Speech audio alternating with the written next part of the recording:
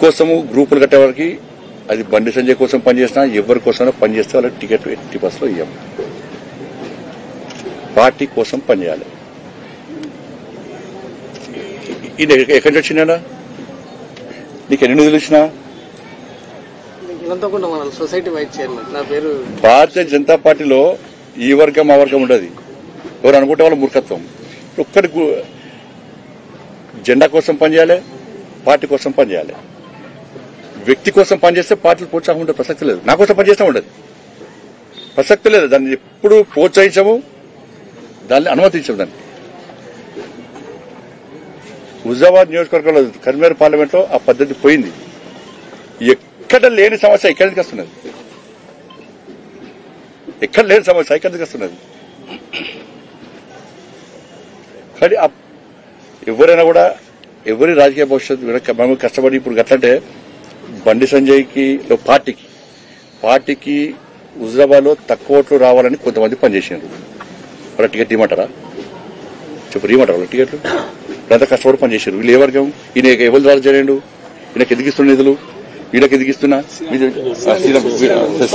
వీళ్ళకి ఎందుకు ఇస్తున్న నిధులు?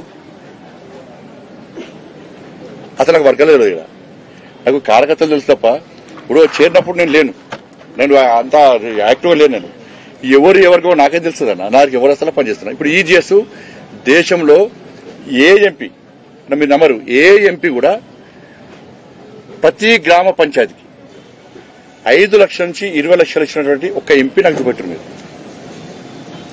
కరీంనగర్ పార్లమెంట్ లో ఎన్ని గ్రామ పంచాయతీలు ఉంటే అన్ని గ్రామ పంచాయతీలకు సరే ఒక 10-20 గ్రామ పంచాయతీ టెక్నికల్ ప్రాబ్లం వలన ఇవ్వలేకపోయినాం.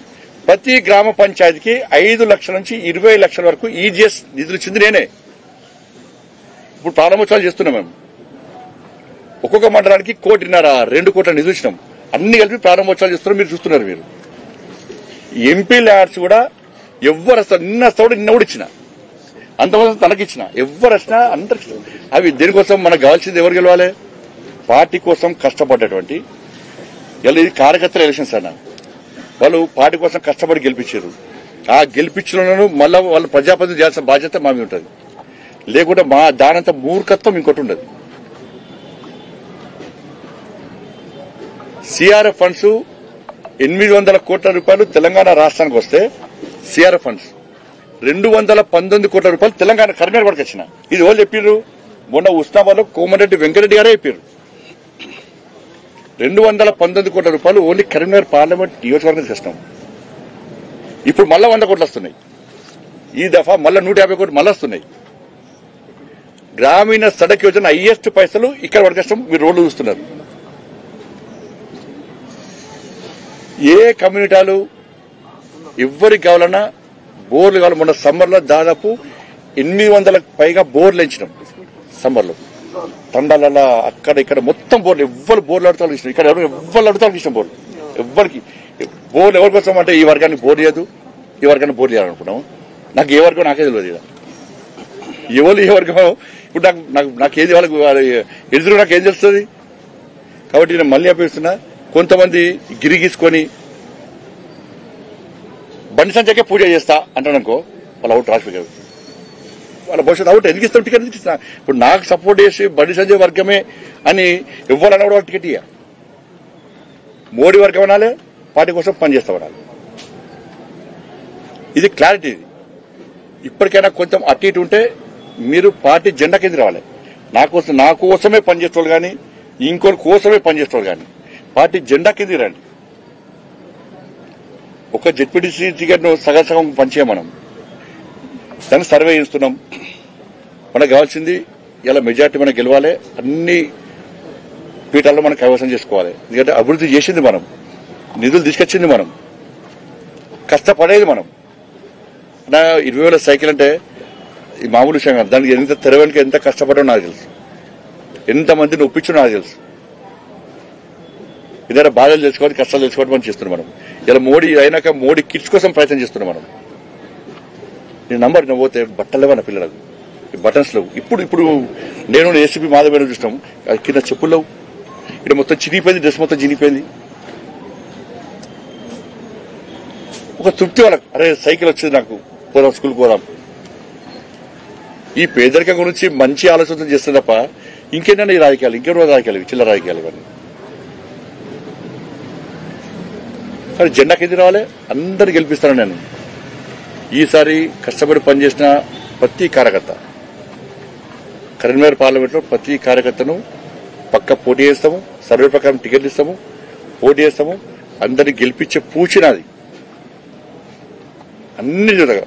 ఇవాళ బయట ఇదంతా కష్టపడేది ఇప్పుడు దేనికోసమని ఎవరికోసమని నేను ఎంపీ గెలిచిన ఇంకెన్ని సంవత్సరాలు ఇంకా 4 సంవత్సరాల దాకా ఏముంటది? ఇక్కడ ఎందుకు కష్టపడుతున్నాం? ఇవాళ 3 రోజులు ఢిల్లీ ఉంటున్నా, దేశం మొత్తం తిరుగుతున్నా, 4 రోజులు కర్నూలులో ఉంటున్నా. దేనికోసం? కార్యకర్త కోసం ఉంటున్నాం మనం. కానీ ప్రజల్లో కూడా ఒక మంచి సందేశం, ఒక విశ్వాస నమ్మకం ఉండాలని చెప్పి ఒక ఆలోచనతో మాత్రమే ఇది చేస్తున్నాం తప్ప ఇవన్నీ బంద్ చేయాలి. ఎవ్వరు చేసినా బంద్ చేయాలి. దీన్ని ఎవ్వరు సహించరు. మీ మీడియా సోదరులకు కూడా దయచేసి విజ్ఞప్తి చేస్తున్నా, మాకు సహకరించండి. ఇటువంటి న్యూస్ రాయకున్నారు మీరు. మీ చేతులు ఖరాబ్ అవుతాయి, మీ మైండ్ ఖరాబ్ అవుతుంది, ఆ ల్యాప్టాప్ ట్యాబ్లో కొట్టి మీ చేతులు కూడా ఖరాబ్ అవుతాయి. దేనికోసం? దాంట్లో ఏమవుతుంది? ఇప్పుడు సైకిల్ వంచడం రాయండి, ఇంకా సైకిల్ వంచాలని రాయండి, ఇంకా సమస్యలు కావాలని రాయండి. మీరు అందరు సహకరిస్తేనే మేము ముందుకు పోతాం కానీ ఇప్పుడు నా కోసం రాయకూరి కార్యకర్తలు కష్టపడ్డారన్న. ఇప్పుడు ఇంకోటి అన్న, ఇంకోటి ఇప్పుడు నాకు ఎన్ని ఓట్లు వచ్చిందమ్మా? హైయెస్ట్ ఓట్లు వచ్చినాయి. ఎంత మెజార్టీ వచ్చిందన్నా? ఎవరి వచ్చిందన్నా? కార్యకర్త కష్టపడదని వచ్చినాయి కదా, ఊహించని విధంగా హైయెస్ట్ ఓట్లు వచ్చినాయి. ఆ కష్టపడ్డల కోసం నేను పనిచేయాలా లేదా? వాళ్ళు దేనికోసం బండి చేయడం కోసం కష్టపడలే, వాళ్ళు పార్టీ కోసం కష్టపడ్డారు. పక్క వాళ్ళు టికెట్ గెలిపిస్తాం. మీరు నాతో తిరగడం ఎవరు టికెట్ ఇవ్వాలి? నేను మీరు కన్వే చూడండి. పోయినసారి కార్పొరేషన్ కూడా నా కోసం నా చుట్టూ తిరగడం ఎవరు టికెట్ ఇవ్వాలి?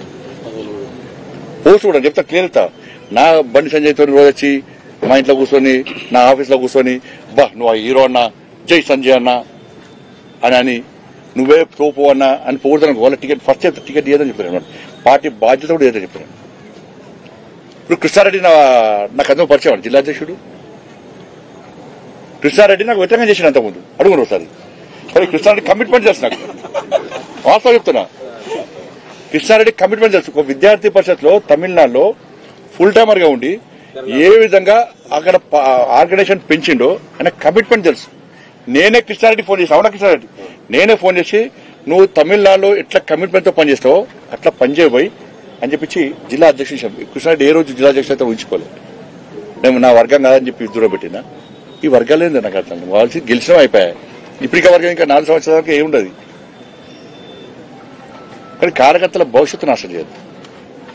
ఈ కార్యకర్తలు ఎన్నికల్లో పాల్గొనబోతున్నారు, ఎన్నికల్లో గెలిపించాల్సిన బాధ్యత మనది. ధన్యవాదాలు.